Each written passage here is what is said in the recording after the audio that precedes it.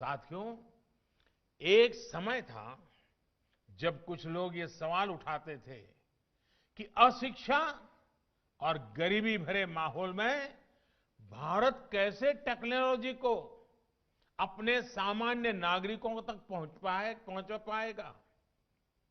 लेकिन भारत ने ये करके दिखाया है और बहुत सफलता के साथ करके दिखाया है, दिखाता रहेगा।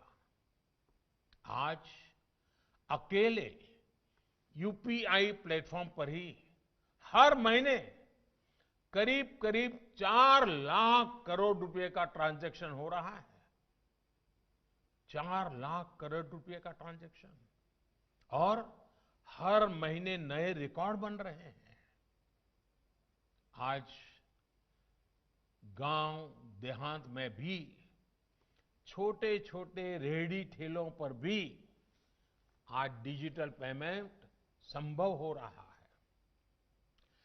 भारत के उद्योग जगत को देश की इस ताकत को समझते हुए आगे बढ़ना है। साथियों, हम जैसा गांव और छोटे शहरों का माहौल टीवी या फिल्मों में देखते हुए बड़े हुए हैं, उससे इनके बारे में एक अलग धारणा बनना स्वाभाविक है।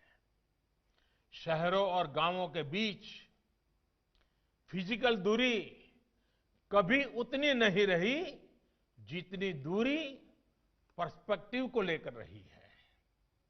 कुछ लोगों के लिए गांव का मतलब ऐसी जगह रहा है जहां आना जाना मुश्किल हो, जहां बहुत कम सुविधाएं हो, बहुत कम विकास हुआ हो, पिछड़ापन ही पिछड़ापन पड़ा हुआ है।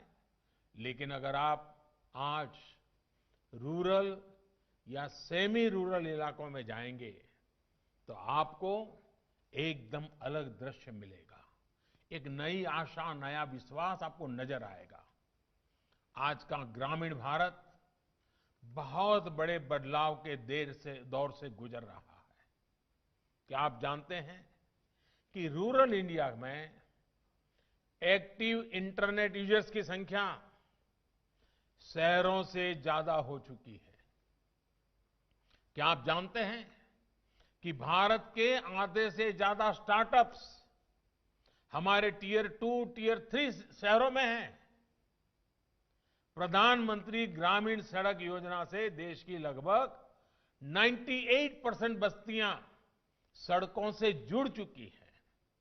कहने का मतलब ये कि गांव के लोग अब बाजार, स्कूल, अस्पताल और दूसरी सुविधाओं से तेजी से जुड़ रहे हैं।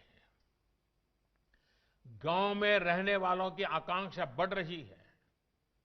वो सोशियो इकोनॉमिक मोबिलिटी चाहते हैं। सरकार अपनी तरफ से इन्हीं आकांक्षाओं की पूर्ति करने में जुटी है। अब जैसे हाल में लॉन्च की गई पीएम वाणी योजना, उस पीएम वाणी योजना को ले लीजिए। इस योजना के तहत देश भर में सार्वजनिक वाईफाई हॉटस्पॉट का नेटवर्क तैयार किया जाएगा। इससे गांव-गांव में कनेक्टिविटी का व्यापक विस्तार होगा।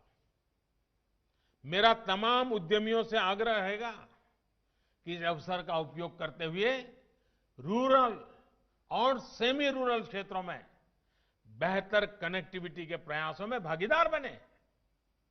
ये निश्चित है कि 21वीं सदी के भारत की ग्रोथ को गांव और छोटे शहर ही सपोर्ट करने वाले हैं। इसलिए आप जैसे एंटरप्रेन्योर्स को गांव और छोटे शहरों में इन्वेस्टमेंट का मौका बिल्कुल नहीं गंवाना चाहिए। आपके द्वारा किया गया इन्वेस्टमेंट हमारे गांवों में रहने वाले भाई बहनों के लिए, हमारे एग्रीकल्चर सेक्टर के लिए संभावनाओं के नए द्वार खोलेगा।